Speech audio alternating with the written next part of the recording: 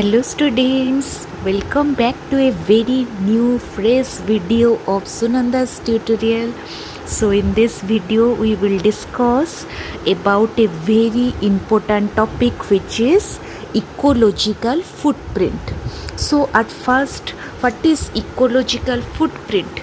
It is a measure of how much land and water is required to produce the resources that we consume and absorb the waste we generate.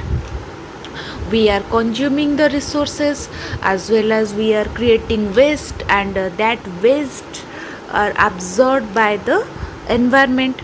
So all this togetherly called as ecological footprint. Okay, it is the minimum area of land which are required to completely sustain the life of one person, and that is called as ecological footprint of that person. It is calculated by considering the land area required to produce food that we eat, water that we consume, energy we use, and materials we extract, as well as the land needed to absorb the waste that we generate. Okay, next. So it is a very bad diagram that I have made, but just imagine this is the footprint on the land we are using the resources and creating waste. So it is our footprint. That means that much land have been used by us. Okay, next, components of ecological footprint. One is carbon footprint. It is the amount of carbon dioxide emitted by different anthropogenic activities like transportation, energy production. Next is cropland footprint. It is the land area required to produce crops that we consume. Next, grazing footprint. The land area required to produce meat that we consume, because those animals graze on grasslands, and so they have occupied that land. So that is called as grazing footprint. Next is forest footprint, means the land area required to produce wood and paper products we use.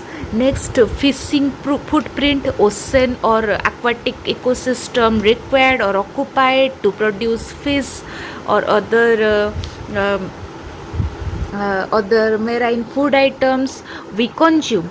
Next is built up land footprint. That means land area required for human settlement.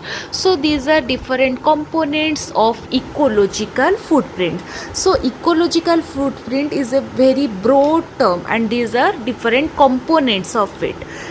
In a separate video I will definitely discuss about this carbon footprint, because it is also very important topic. So next is importance. So it is a very important tool for understanding the impact of human activities or anthropogenic activities on our environment. Next, it helps us to identify different areas where we need to reduce resource consumption and waste generation, and to shift towards more sustainable production and consumption patterns. So ecological footprint helps us in these ways. Okay, next, implications. So overshoot means when ecological footprint exceeds the biocapacity. What is biocapacity? It is the ability of earth to regenerate resources, regeneration capacity of our earth.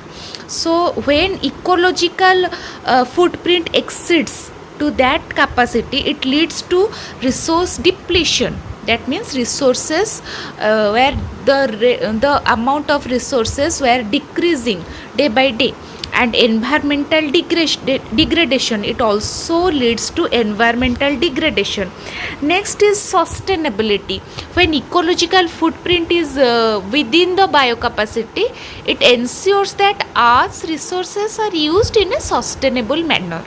Next is trade off see, increased amount of ecological footprint is not good for our environment, because we consume, or we occupy most of our lands. We are extracting more resources than biocapacity, and next we generate more waste. So we have to balance, we have to create a balance between ecological footprint and economic growth, and such as reducing resource consumption and increasing resource efficiency. So these are different implications of ecological footprint. So it is all about your ecological footprint. I hope you really enjoyed this session, and it is a very very important session, important topic for your examination. So please like this video, share with your other friends, and please subscribe to my channel Sunanda's Tutorial to get more important videos like this. Thank you.